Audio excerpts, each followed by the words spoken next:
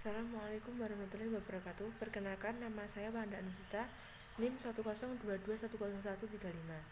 Dan perkenalkan teman saya yang bernama Umi Aimatul Masuda, NIM 102210134.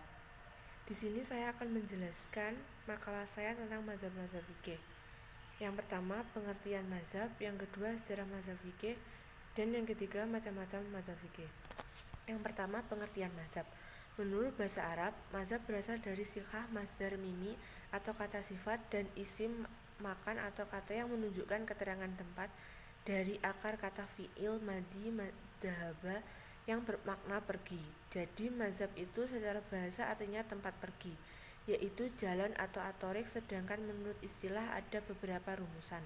Yang pertama, menurut Muhammad Husain Abdullah, mazhab adalah kumpulan pendapat mujtahid yang berupa hukum-hukum Islam yang digali dari dalil-dalil syariat yang rinci serta berbagai kaidah atau qawaid dan landasan atau usul yang mendasari pendapat tersebut, yang saling terkait satu sama lain sehingga menjadi satu kesatuan yang utuh. Yang kedua, menurut Al-Hasan, mazhab adalah mengikuti hasil ijtihad seorang imam tentang hukum suatu masalah atau tentang hukum suatu masalah atau tentang kaidah-kaidah istinbatnya. Dari beberapa pengertian di atas dapat disimpulkan bahwa yang dimaksud dengan mazhab adalah pokok pikiran atau dasar yang digunakan oleh imam mujtahid dalam memecahkan masalah atau mengistinbatkan hukum Islam. Di sini bisa disimpulkan pula bahwa mazhab mencakup satu, sekumpulan hukum-hukum Islam yang digali seorang imam mujtahid. Yang kedua, usul fikih yang menjadi jalan atau atorik yang ditempuh mujtahid itu untuk menggali hukum-hukum Islam dari dalil-dalilnya yang rinci.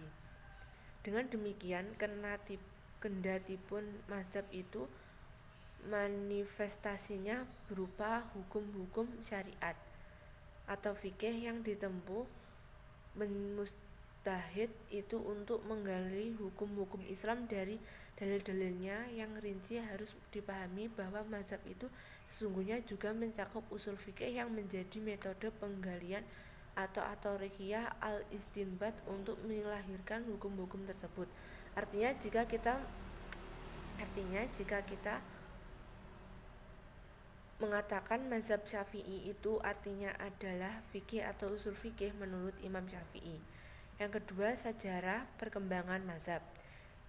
Yang pertama, mazhab pada masa Rasulullah. Bila diruntut ke belakang, mazhab fikih itu sudah ada sejak zaman Rasulullah SAW.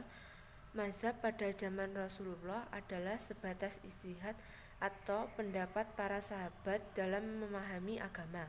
Karena pada zaman itu sumber hukum Islam adalah hanya Al-Quran dan hadis, sehingga ketika para sahabat terjadi perselisihan dan berijtihad masing-masing, maka mereka langsung melaporkan masalah tersebut kepada Rasulullah.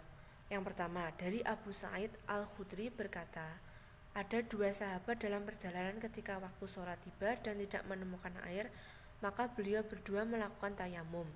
Keduanya pun sholat. Setelah itu mereka menemukan air. Saat waktu sholat belum habis, satu dari mereka mengulang sholat dengan berwudu. Sahabat yang lain tidak mengulang sholatnya atau cukup dengan tayamum tadi. Setelah mereka datang kepada Rasulullah SAW dan bercerita kejadian itu, maka Nabi bersabda kepada sahabat yang sholat satu kali saja, kamu sudah sesuai sunnah, cukup sholatmu itu. Dan kepada sahabat yang sholat dua kali dengan tayamum dan wudu, Nabi bersabda, kamu dapat dua pahala. Yang kedua, Rasulullah SAW bersabda, la yusholliyatna ahadul khasro'ila fi nabi quraitota. Janganlah ada satupun yang sholat asar kecuali di perkampungan Bani Quraizah. Ketika mereka mendapati waktu sholat yang disebutkan oleh Rasulullah SAW tersebut di tengah jalan, sebagian dari mereka mengatakan, kita tidak sholat sampai kita tiba di perkampungan Bani Quraizah. Sementara yang lain bersikukuh tetap melakukan sholat asar pada waktunya. karena mereka memandang bahwa Rasulullah SAW tidak bermaksud menyuruh para sahabat radhiyallahu anhu menunda sholat asar sampai lewat waktunya. Kemudian dua sikap yang berbeda dalam menyikapi sabda Rasulullah SAW ini dilaporkan kepada beliau SAW. Rasulullah SAW tidak mencela salah satunya. Pada periode ini, mazhab hanyalah sebuah pendapat atau ijtihad para sahabat dalam memahami sebuah kasus. Lalu sahabat melaporkan kepada Rasul akan kasus tersebut, sehingga Rasulullah SAW langsung memutuskan kasus tersebut apakah salah satunya benar atau keduanya benar. Mazhab secara sistematis belum terbentuk, hanya berbentuk pendapat-pendapat para sahabat dan ijtihad-ijtihadnya yang kemudian disampaikan kepada Rasulullah. Yang kedua, mazhab pada masa sahabat. Mazhab fikih itu pada sejak zaman sahabat mulai tumbuh seiring dengan meninggalnya Rasulullah SAW, karena ketika di zaman Rasulullah para sahabat menemukan sebuah masalah. Akan tetapi setelah wafatnya Rasulullah, para sahabat masing-masing memiliki pendapatnya.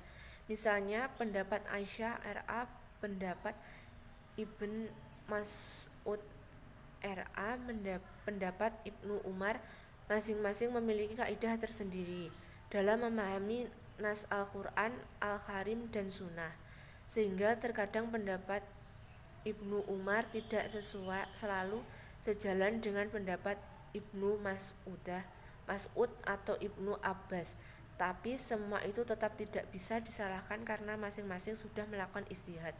Para sahabat melihat Rasulullah SAW mengerjakan suatu tindakan, sebagian sahabat menafsirkannya sebagai tindakan kurban atau ibadah, sedangkan bagian yang lain menyimpulkannya sebagai tindakan mubah atau biasa. Contohnya, para sahabat melihat Nabi SAW melakukan lari-lari kecil saat tawaf. Oleh karena itu, mayoritas mereka berpendapat hal tersebut adalah sunnah dan tawaf. Sedangkan Ibnu Abbas menginterpretasikan tindakan beliau sesuai kebetulan karena ada motivasi yang muncul. Rasulullah SAW mengerjakan ibadah haji dan orang-orang menyaksikannya.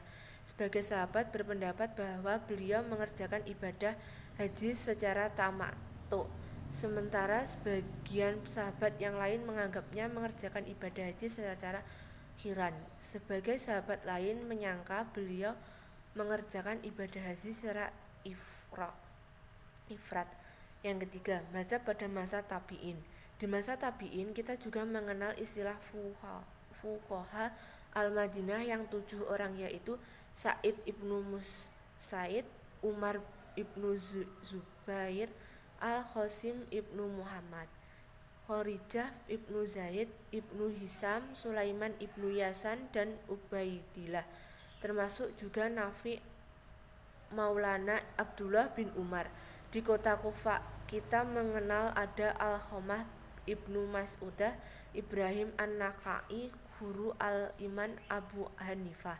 Sedangkan di kota Basrah ada Al-Hasan Al-Badri dan Imam Sufyan As-Sauri. Dari kalangan tabi'in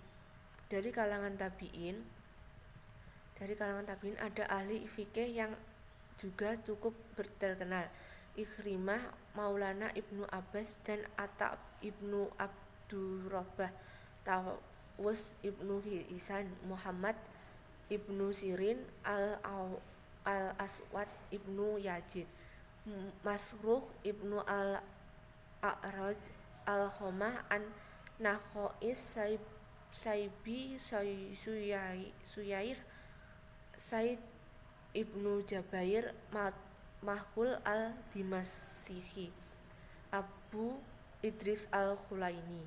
Dalam kasus iddah wanita hamil karena berzina, para ulama di kalangan tabi'in berbeda pendapat.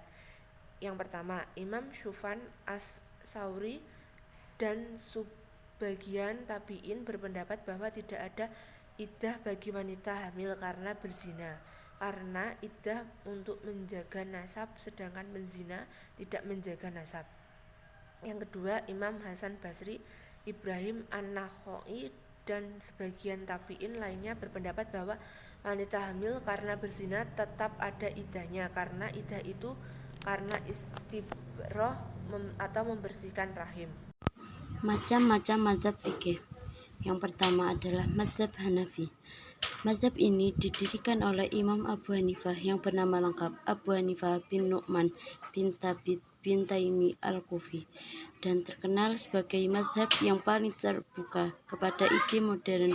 Mazhab ini diamalkan terutama di kalangan orang Islam Sunni Mesir, Turki, anak buniat India, Tiongkok, sebagian Afrika Barat.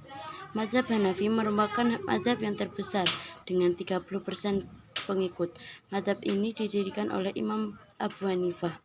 Beliau adalah seorang ulama besar yang lahir di Kufah tahun 80 Hijriah dan wafat pada tahun 150 Hijriah. Beliau hidup pada dua masa, yaitu masa Bani Umayyah dan Bani Abbasiyah. Beliau termasuk dari tabi'ut tabi'in. Ada yang mengatakan beliau adalah tabi'in karena ada riwayat beliau pernah bertemu dengan Anas bin Malik. Beliau sering mendapat julukan sebagai Imam Ahlur Ra'yi atau sebab dalam mengambil kesimpulan hukum banyak memakai rasio. Beliau adalah ahli fikih yang tinggal di Irak dan menjadi rujukan masyarakat Irak. Metodologi fikih Abu Hanifah.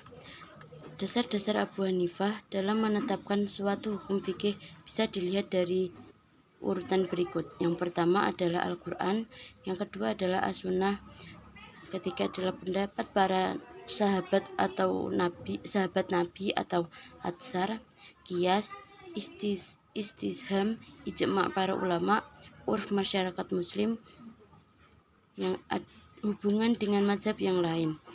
Kehadiran mazhab-mazhab ini tidak bisa dilihat sebagai perbedaan mutlak seperti dalam agama lain dan beberapa agama lain. Sebaliknya, ini merupakan perbedaan melalui logika. Yang kedua adalah mazhab Maliki. Mazhab ini didirikan oleh Imam bin Anas. Beliau lahir pada tahun 193 Hijriah pada masa Khalifah Al-Walid bin Abdul Malik dan meninggal pada tahun 179 Hijriah. Pada masa Khalifah Harun ar-Rasyid, beliau adalah imam dan ulama besar di Madinah. Beliau termasuk ahli fikih dan ahli hadis setelah tabi'in. Beliau terkenal sebagai orang yang betul-betul melaksanakan as-sunnah. Dasar-dasar hukum fikih mazhab Maliki yaitu Al-Quran, As-Sunnah, Ijma', Fatma Sahabat, Qiyas, Istisham, Al-Musallalah, Istishab. Ulama yang memiliki mazhab Imam Maliki dikenal dengan ulama Malikiyah. Mazhab memiliki timbul dan berkembang di Madinah, kemudian tersirat di sekitar Hejaz di Mesir. Mazhab Maliki sudah mulai muncul dan berkembang selama Imam Maliki masih hidup. Selain di Mesir, mazhab Maliki juga dianut oleh umat Islam yang berada di Maroko, Tunisia, Tripoli, Sudan, Bahrain, Kuwait, dan daerah Islam lain disebabkan di sebelah barat termasuk Andalusia. Yang ketiga adalah mazhab Syafi'i. Mazhab ini didirikan oleh Imam Muhammad bin Idris Asy-Syafi'i. Beliau lahir di Palestina atau di Syam pada tahun 150 Hijriah dan wafat di Mesir pada tahun 204 Hijriah. Beliau termasuk keturunan Rasulullah SAW yang bertemu di garis keturunan kakeknya Abdul Manaf. Setelah ayahnya meninggal, ibunya membawanya ke Mekah untuk berguru pada seorang mufti, Imam Muslim bin Al-Khalid. Kemudian beliau berpindah-pindah tempat untuk menuntut ilmu dari Yaman, Baghdad. Bahkan beliau sempat menuntut ilmu kepada Imam bin Hanbal di Mekah. Beliau menanamkan pendapat-pendapat ketika berada di Baghdad dengan mazhab Qadim atau mazhab-mazhab yang lain. Pada tahun 200 Hijriah, beliau pindah ke Mesir dan bertemu dengan murid-murid Imam Hanafi sehingga pola pikir mereka mempengaruhi pola pikir beliau. Di Mesir, beliau mengembangkan mazhab Jalid atau mazhab yang baru.